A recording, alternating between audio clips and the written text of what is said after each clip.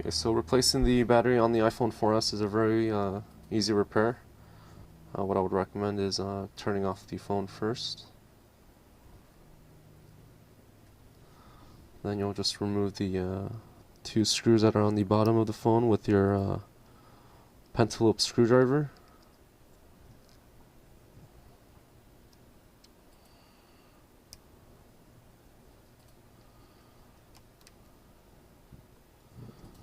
Then you'll remove the back.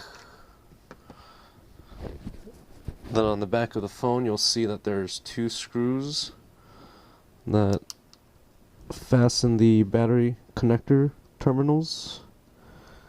And what I would recommend is using good tools for this repair, or else you can strip the Phillips screws,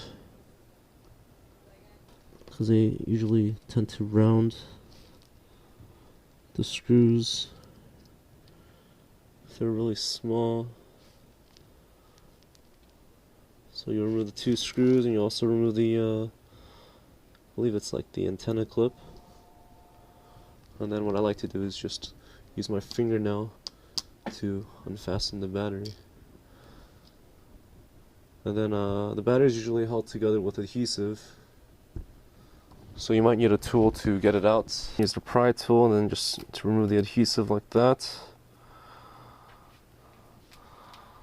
And you'll just apply the replacement battery.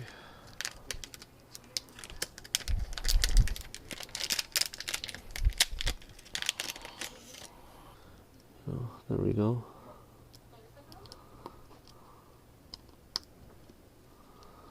I'm just going to clip the battery in right away. There we go. And the ribbon cable will be tucked in.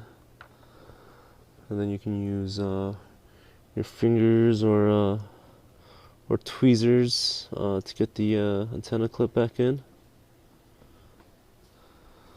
And then we'll put the screws back in the same order that they were removed. Okay.